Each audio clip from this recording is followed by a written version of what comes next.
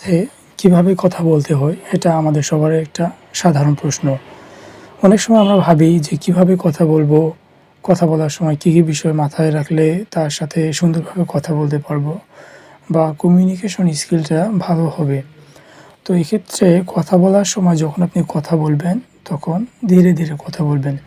ধীরে, ধীরে কথা বলতে কথা বলার যে গতিটা আছে এইটা আপনি এইটার দিকে খেয়াল করবেন।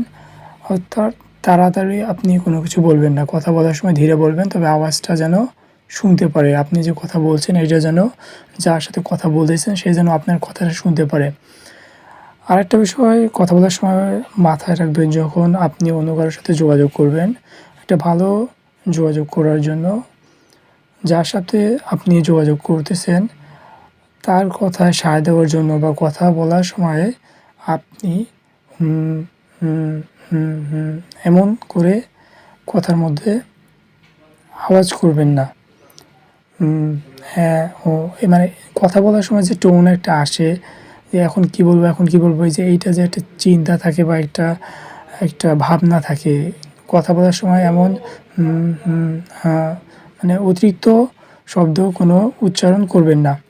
তাহলে অন্যের সাথে ভালোভাবে কথা বলতে পারবেন। আজ এ পর্যন্তই।